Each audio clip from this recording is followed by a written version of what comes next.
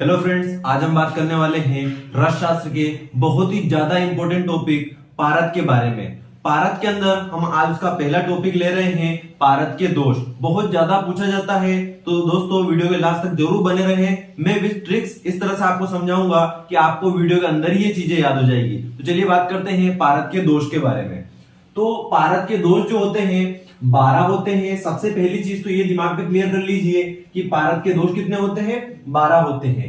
जो शुद्ध पारद होता है वो क्या करता है, जरा का नाश करता है, सर्व व्याधि नाशक होता है, मृत्यु का निवारक होता है। तो दोस्तों जरा का नाशक मतलब जैसे जैसे वृद्धावस्था जाती है, बॉडी की स्किन जो रहती है वो कैसी हो जाती है, फीकी पड़ने लग जाती है। तो जरा का नाश कर देता है, जल्दी बुढ़ापा नहीं आने देता है पारद।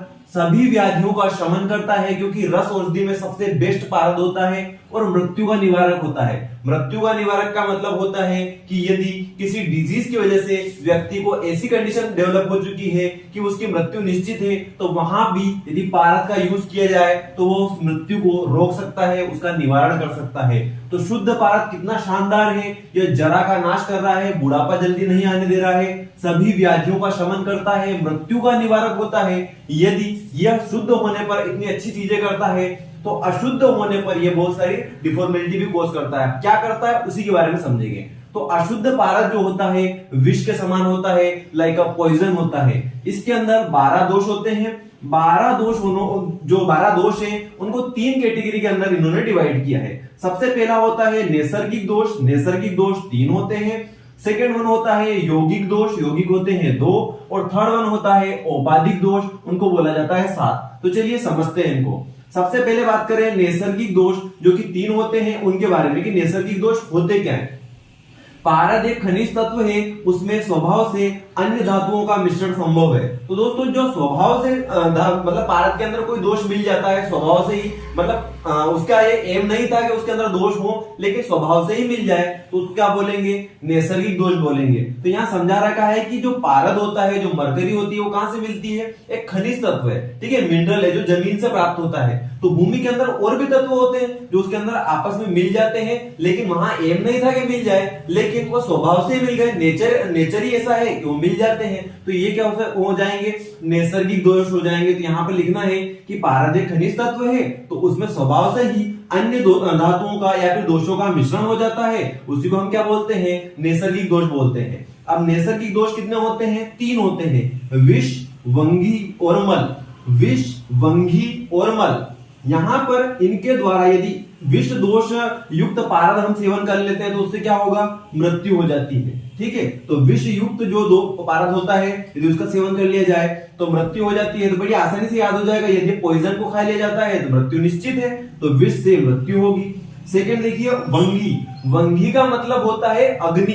अग्नि को ही संस्कृत में क्या बोला जाता है, वंगी बोला जाता है। तो दोस्तों अग्नि क्या करती है, तापक्रम को इंक्रीज करती है, टेम्परेचर को बढ़ाती है। तो यहाँ पर क्या होगा, संताप होगा। संताप होके क्या हो जाएगा, ज्वर हो जाएगा। तो बड़ा आसान है, वंगी से क्या होगा, संताप होगा, अग्नि से क्या होगा, संताप होगा। नेक्स्ट देखिए मल।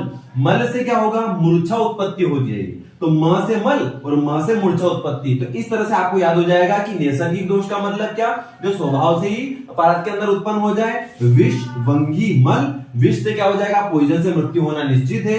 वंगी का मतलब आग, जो क्या करे, टेम्परेचर को बढ़ाए, मीन संताप करे। और मल, मल के म से मल और म से ही मूर्छा। इस तरह से आपको ये 3 याद हो जाएंगे। चलिए सेकंड की ओर बढ़ते हैं। सेकंड है यौगिक दोष। यौगिक दोष होते हैं 2।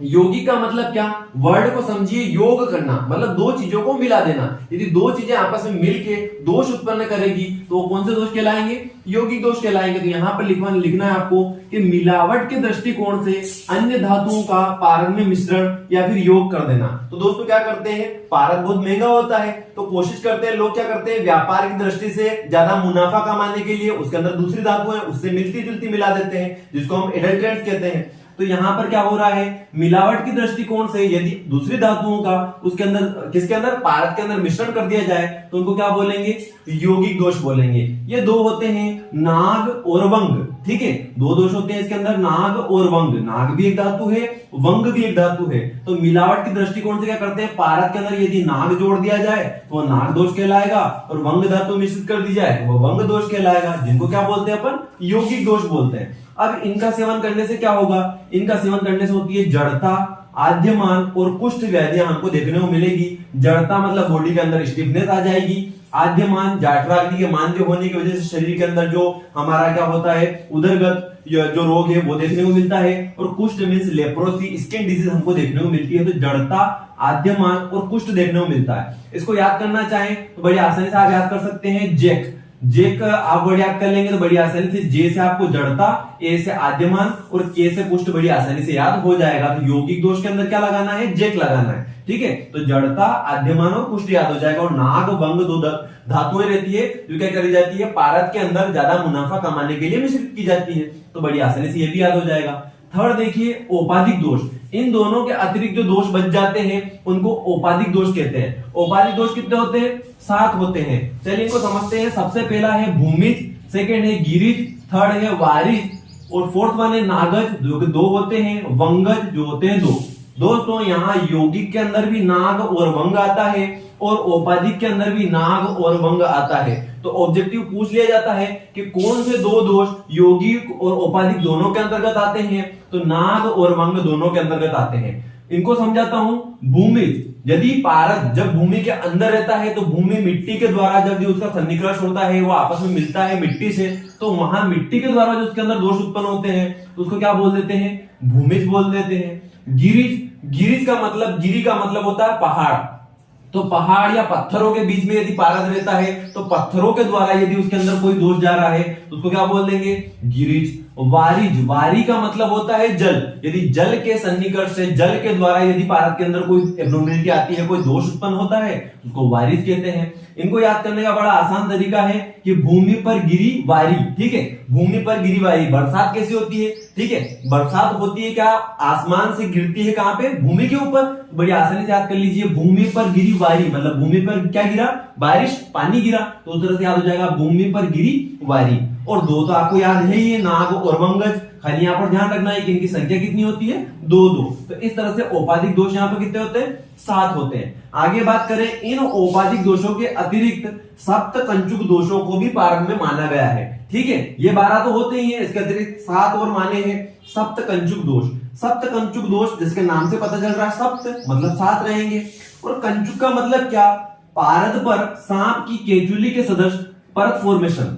दोस्तों पारद नॉर्मल सा रहता है, सही रहता है, लेकिन यदि उसके ऊपर कोई भी परत चढ़ जाएगी तो वो क्या है, एब्नॉर्मलिटी है। तो उसके ऊपर सांप की केचुली के सदृश जब परत, एक लेयर फॉर्मेशन हो जाता है तो उसको क्या बोलते हैं अपन, कंचुक दोष। और 7 होते हैं इसलिए क्या बोल दिया, सप्त कंचुक दोष। अब ये कौन कौन से होते हैं उनको समझाता हूं। पाटनी, परपटी, भेदी, अंधकारी, द्रावी, मदकारी और ध्वंसी। ठीक है, ये 7 सप्त कंचुक दोष होते हैं। इनको याद करने की ट्रिक है, पाप बाद मरा विध्वंसी। तो दोस्तों कोई भी व्यक्ति यदि बहुत ज्यादा पाप करता है, ठीक है, तो पाप करने के बाद यदि मर जाता है, उसकी डेथ हो जाती है, लोग क्या कैसे बोलते हैं कि पाप के बाद मरा विध्वंसी। जो विध्वंस कर रहा था, लोगों को परेशान कर रहा था, कोई भी गलत काम कर रहा था, तो उसको क्या बोल रहे थे अपन, विध्वंसी। तो उस तरह से बोलते हैं कि पाप के बाद मरा विध्वंसी। तो इससे याद कर लीजिए, पाप के पास है पाटनी, प से याद करना है परपटी, बाद के बी से याद करना है भेदी, ए से याद करना है अंधकारी, डी से याद करना है द्रावी, फिर मरा के म से याद करना है मलकारी और विध्वंसी से राइमिंग वर्ड याद कर लीजिए ध्वंसी। तो इस तरह से स्ट्रिक से आपको याद हो जाएंगे। अब इनका मतलब क्या, यदि हम पाटनी दोषयुक्त पारद का सेवन कर लेते हैं तो वो शरीर के अंदर क्या कर देता है, पाटन। पाटन का मतलब क्या होता है, चीरना, फाड़ना। तो जो स्किन रहती है, जो बॉडी रहती है, उसको वो क्या कर देता है, चीर देता है, टीयर बना देता है, फाड़ देता है। तो पाटनी। परपटी, परपटी दोष युक्त यदि पारद का सेवन कर लिया जाए तो परपटी, परपटी का मतलब क्या, परत। तो हमारी जो स्किन है उसके ऊपर क्या बना देगा, एक पपड़ी फॉर्म कर देता है, एक परत बना देता है। भेदी, भेदी का यदि सेवन कर लिया जाए तो क्या कर देगा, मल का भेदन कर देगा। ठीक है, वर्डिंग से हमें खुद ब खुद वर्ड खुद बता रहा है कि उसके अंदर क्या लिखना है। ठीक है, पाटन कर देना, परपटी बना देना, कहां पे, स्किन के ऊपर। भेदी मतलब मल का भेदन कर दे। अंधकारी, इसका सेवन करने से क्या हो जाए, व्यक्ति अंधा हो जाए, अंधता उत्पन्न हो जाए। द्रावी जो शरीर की धातुओं को द्रवण कर दे, लिक्विफिकेशन कर दे। मलकारी जो मल को बढ़ा दे। और ध्वांशी जो क्या करे, जो स्वर है उसको कौवे के समान कर दे, कौवे के समान कर दे, उसको बोलते हैं ध्वांशी। तो इस तरह से पारद के 12 दोष होते हैं और ये सप्तकंचुक दोष आपको अलग से पढ़ लेना है तो बड़ी आसानी से आपको याद हो जाएगा। मोस्ट इंपोर्टेंट टॉपिक है, बहुत ज्यादा एग्जाम में पूछा जाता है, तो ध्यान से आप इसको पढ़ लीजिए। तो दोस्तों ये वीडियो आपको अच्छा लगा हो तो वीडियो को लाइक कर दीजिए। यदि आप फेसबुक पे देख रहे हैं तो मुझे फॉलो कर लीजिए और यदि आप यूट्यूब पे मुझे देख रहे हैं तो मास्टरमाइंड समीर चैनल को सब्सक्राइब कर लीजिए, बेल आइकन को प्रेस कर दीजिए ताकि इसी तरह की इंफॉर्मेशन आपको मैं देता रहूं। Thank you.